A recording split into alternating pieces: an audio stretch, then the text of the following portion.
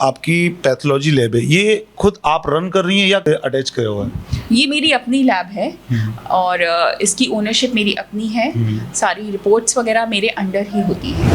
Ma'am, आपके पास जो patient आते हैं वो डायरेक्टली पेशेंट आते हैं या किसी हॉस्पिटल से आते हैं, या आप उनको किस तरीके से एंटरटेन करती हैं? दोनों ही तरीके से मरीज़ हमारे पास आते हैं। जो लोग हम आसपास के लोग हैं या काफ़ी दूर से भी लोग हमारे पास अपनी जांच कराने आते हैं। और मैं ऑन्कोपैथोलॉजिस्ट भी हूँ, यानी कि मैं कैंसर जांच में विशेषज्ञता रखती हूँ और इसलिए मेरे पास दूर से मरीज़ कैंसर की जांच कराने भी आते हैं।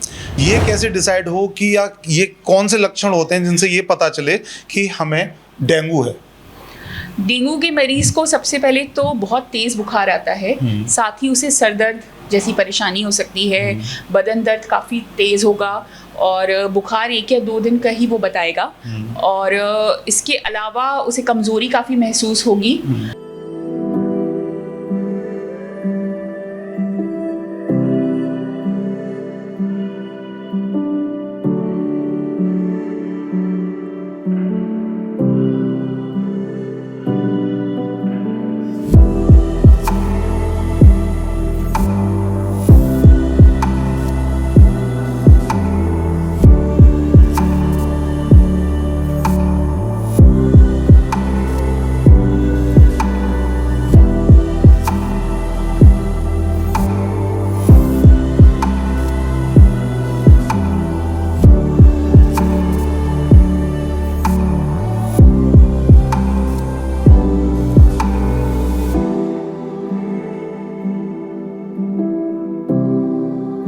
नमस्कार दोस्तों, मेरा नाम दीपक कुमार दुबे है। आज HBN न्यूज़ में फिर से आपका स्वागत है। आज हमारे बीच आई हैं एक काफ़ी जानी मानी पैथोलॉजी लैब की ओनर, जिनका नाम है डॉक्टर मेघा कक्कर, जिनको काफ़ी टाइम हो गया, एक अच्छा खासा अनुभव है अपनी पैथोलॉजी लैब को क्रिएट करने का। तो आज उनसे जानेंगे कि उनके पास किस टाइप के पेशेंट आते हैं और किस तरीके से उनको वो ट्रीट करती हैं। तो मैम, आपका बहुत बहुत स्वागत है हमारे शो। तो मैम, सबसे पहले मैं आपसे एक छोटा सा क्वेश्चन करना चाहूँगा कि एक बार हमारे कैमरा के सामने आप अपना इंट्रोडक्शन प्लीज़ दीजिए, ताकि जनता को जान सके कि आप हमारे बीच में कैसे हैं। हेलो, मैं डॉक्टर मेघा कक्कर, मैं MD पैथोलॉजिस्ट हूँ और मैं अलीगढ़ में अपनी विश्वलेखा पैथोलॉजी लैब के नाम से लैब रन करती हूँ। हमारी लैब को लगभग 2 साल हो चुके हैं और ये Ramghat road near old Atrauli bus stand पर सिचुएटेड है। मैम, एक छोटा सा क्वेश्चन यहाँ पे आता है कि ये जो आपकी पैथोलॉजी लैब है, ये खुद आप रन कर रही हैं या किसी डॉक्टर से या किसी हॉस्पिटल से अटैच किया हुआ है? ये मेरी अपनी लैब है और इसकी ओनरशिप मेरी अपनी है। सारी रिपोर्ट्स वगैरह मेरे अंडर ही होती है। मैम, आपके पास जो पेशेंट आते हैं वो डायरेक्टली पेशेंट आते हैं या किसी हॉस्पिटल से आते हैं, या आप उनको किस तरीके से एंटरटेन करती हैं? दोनों ही तरीके से मरीज़ हमारे पास आते हैं। जो लोग हम आसपास के लोग हैं या काफ़ी दूर से भी लोग हमारे पास अपनी जांच कराने आते हैं। और मैं ऑन्कोपैथोलॉजिस्ट भी हूँ, यानी कि मैं कैंसर जांच में विशेषज्ञता रखती हूँ और इसलिए मेरे पास दूर से मरीज़ कैंसर की जांच कराने भी आते हैं। मैम, कितना टाइम हो गया आपको प्रैक्टिस करते हुए अभी वैसे? अलीगढ़ में मुझे 2 साल हो चुके हैं। 2 साल से मैं अपनी लैब चला रही हूँ। तो अलीगढ़ से बाहर भी मैम आपने प्रैक्टिस की है या सिर्फ अलीगढ़ में ही? जी, इससे पहले मैं मथुरा में और दिल्ली में मैं काम कर चुकी हूँ। मैम, आपके पास जो पेशेंट आते हैं, बहुत ज़्यादा जो भी चेक करते हैं आप, तो वो किस टाइप के पेशेंट सबसे ज़्यादा आते हैं? देखिए, इस समय जो मौसम चल रहा है वो ज़्यादातर डेंगू, चिकनगुनिया और वायरल का चल रहा है। तो इस समय जो हमारे पास मरीज़ आ रहे हैं वो ज़्यादातर डेंगू, चिकनगुनिया के ही आ रहे हैं। तो मैम, सबसे पहले एक छोटी सी आपसे क्वेश्चन था कि नॉर्मली क्या होता है कि किसी को फीवर आ गया या सर्दी जुकाम हो गया, क्योंकि आप जानते हैं मौसम इस समय चेंज हो रहा है, तो काफ़ी सारे उतार चढ़ाव होते हैं। तो ये कैसे डिसाइड हो कि या ये कौन से लक्षण होते हैं जिनसे ये पता चले कि हमें डेंगू है? डेंगू के मरीज़ को सबसे पहले तो बहुत तेज़ बुखार आता है, साथ ही उसे सर दर्द जैसी परेशानी हो सकती है, बदन दर्द काफ़ी तेज़ होगा और बुखार 1 या 2 दिन का ही वो बताएगा। और इसके अलावा उसे कमज़ोरी काफ़ी महसूस होगी। इसके बाद कुछ इसमें सावधानी वाले सिम्टम्स भी होते हैं, जिनको देख के हमें काफ़ी कॉन्शियस हो जाना चाहिए कि मरीज़ किसी कॉम्प्लिकेशन में भी हो सकता है, जैसे कि सांस लेने में परेशानी होना या फिर मुंह से, नाक से कहीं से या मल के रास्ते खून आना। ये सब सावधानी वाले लक्षण होते हैं, संकट वाले लक्षण होते हैं, और ऐसे जब भी आपको लक्षण आए तो आप समझ जाइए कि ये डेंगू हो सकता है और आपको हॉस्पिटलाइजेशन की बहुत ज़रूरत है। मैम, ये लक्षण अगर किसी में दिखाई देते हैं तो सबसे पहले उसको क्या करना चाहिए? अगर मैं अपने घर की बात करूं, सपोज करो कि बंदा रात में है, बिरात में है, उसके दूर हॉस्पिटल है या वो कोई ग्रामीण क्षेत्र का है, तो उसको अपने घर पे ऐसी क्या चीज़ इस्तेमाल करनी चाहिए जिससे उसको उस टाइम रोकथाम कर सके ताकि वो हॉस्पिटल तक पहुंच सके? जहाँ तक हो सके पेशेंट चले फिरे कम, आराम करे, उसको लेटा के आप अपने निकट में जो भी अस्पताल हो वहाँ दिखाएं, डॉक्टर का परामर्श करें और जो डॉक्टर जांच लिखते हैं उस हिसाब से जांचें कराएं, और पानी खूब पीजिए क्योंकि इसमें पानी की कमी हो जाती है शरीर में। और बाकी हम लोग खून की जांच करते हैं जिससे हम डेंगू कंफर्म कर देते हैं कि ये डेंगू है, ताकि डॉक्टर उसमें आगे का इलाज जो है वो कंफर्म होके प्रॉपर इलाज दे सकें। मैम, आपने बताया कि आप कैंसर की भी जांच करती हैं, तो आज की डेट में अगर मैं देखूं तो इतना पॉल्यूशन हो रहा है कि हर तीसरे या चौथे बंदे को रिपोर्ट्स आती है कि इसको कैंसर है। तो कभी कभी ऐसा भी होता है कि कैंसर नहीं भी होता, लेकिन सिम्टम ऐसे बनते हैं कि उसको लगता है कि शायद कैंसर है।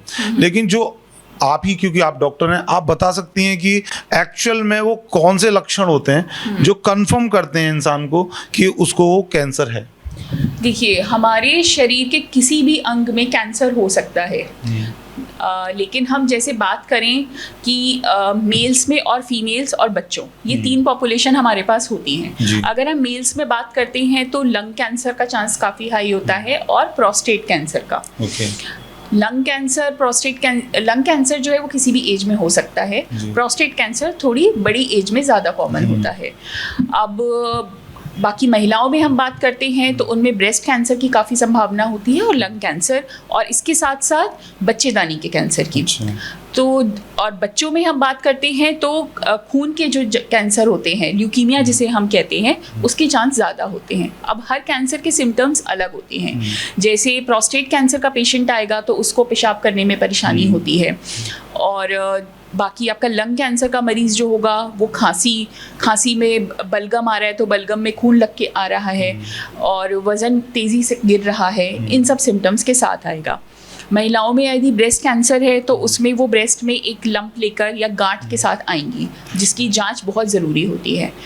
और अगर बच्चेदानी के कैंसर में आती हैं तो अनियमित माहवारी होना या ब्लड आना, माहवारी के अतिरिक्त ब्लड आना, ये सब सिम्टम्स होते हैं, या पेट में दर्द, इस तरीके की परेशानियों के साथ आ सकते हैं। बाकी और जो जनरल सिम्टम्स होते हैं कैंसर के, एकदम से शरीर में बहुत कमज़ोरी होना, भूख नहीं लगना, बुखार आना, ये सब होते हैं। मैम, एक बहुत ही कॉमन बीमारी है कि लिम्फ नोड्स में प्रॉब्लम होना। तो जिनको गांव देहात में लोग बोलते हैं कुछ ही और माला से, कंठमाला हो गई, या कोई बोलता है कि विषैले पदार्थ की वजह से होगी। तो लेकिन एक्चुअल में क्या होता है वो जो लिम्फ नोड्स में होता है? क्योंकि बहुत से मैंने देखा हुआ है, खुद किया है, कि लोगों की गांठें बन जाती हैं, एक बैठती है दूसरी निकल आती है, दूसरी बैठती है तीसरी निकल आती है, फिर एंड में एक गांठ से पस निकलना, बहना शुरू हो जाता है, वो लॉन्ग टाइम तक चलता रहता है।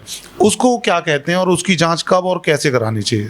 ज़्यादातर जो लिम्फ नोड की बीमारी होती है, ये ज़्यादातर टीबी का सिम्टम होता है, ट्यूबरकुलोसिस जिसे हम कहते हैं। और जो मैक्सिमम जितनी हम FNAC के केस करते हैं लिम्फ नोड में, वो ज़्यादातर हमारे टीबी के ही पेशेंट्स निकलते हैं, जिनमें कि टीबी के बैक्टीरिया भी हमको स्लाइड्स में दिखते हैं, और इसके हमारी रिपोर्ट के ही आधार पर मरीज़ का टीबी का इलाज शुरू हो जाता है।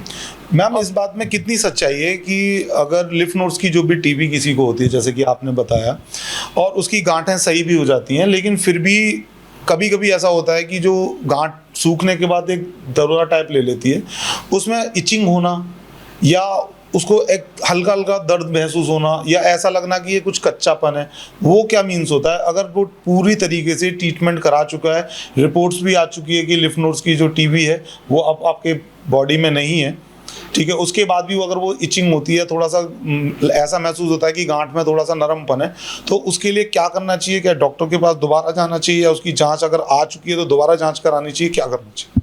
हाँ बिल्कुल, अगर आपके वैसे तो इलाज टीबी का काफ़ी हद तक इफ़ेक्टिव होता है, और काफ़ी हद तक बीमारी को सही करता है। जी। अगर जिसको टीबी है तो उसको इलाज ज़रूर लेना चाहिए, नहीं तो वो दूसरों को भी फैला सकता है। जी, सबसे जी, बड़ी बात जी। इसमें ये होती है।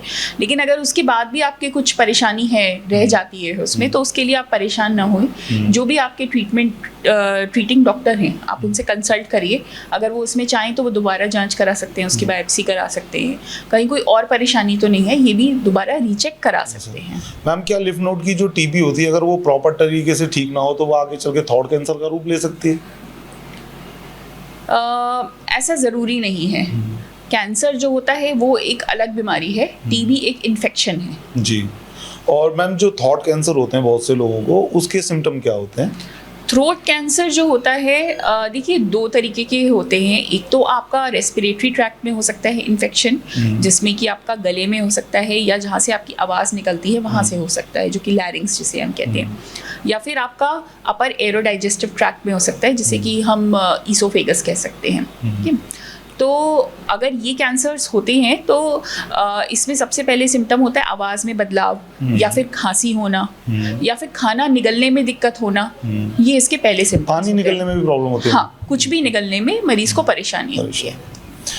मैम, इसके अलावा आपके पास और किस तरीके के पेशेंट आते हैं जिनका हम आप चेक करते हैं, या आपको पता होगा कि अगर कैंसर है या टीबी है तो उस डॉक्टर से आप ट्रीटमेंट करा सकते हैं, या आपके पास डायरेक्टली किस तरह से अप्रोच कर सकता है कैंडिडेट? जब भी आप किसी परेशानी को लेकर अपने डॉक्टर के पास जाते हैं तो वो आपको कुछ तरीके की जांचें लिख सकते हैं। तो वो कभी भी आप हमारी लैब पर आइए और वो जांचें आपकी हो सकती हैं। इसके जैसे टीबी कैंसर हुआ, इसके अलावा जो जांचें होती हैं वो जैसे हार्मोन की परेशानियां होती हैं। आजकल आप सुनेंगे कि डायबिटीज़ बहुत कॉमन है। जी जी। और इसके अलावा थायराइड की परेशानियां जी, बहुत जी, कॉमन जी, है। जी। तो ये सारी जांचें भी हम करते हैं, जिसमें मरीज रेगुलर, इनफैक्ट सिर्फ डायग्नोसिस नहीं, आगे उसमें अपने चेकअप के लिए भी कि हमारा ट्रीटमेंट सही चल रहा है या नहीं, और हमारी जैसे शुगर है वो कंट्रोल में चल रही है या नहीं, उसके लिए भी आप अपनी रेगुलर जांच करवाइए। जैसे उसमें फास्टिंग शुगर आप करा रहे हैं, HbA1c, ये सारी सुविधाएं हमारी लैब पर उपलब्ध हैं। तो दोस्तों, आज आपने देखा हमारे साथी डॉक्टर मेघा कक्कर, जिनसे आज हमने उनके अनुभव से आपको काफ़ी सारी जो समस्याएं होती हैं उनका एक तरीके से इलाज बताने का प्रयास किया है, ताकि घर पे आप करा सकते हैं।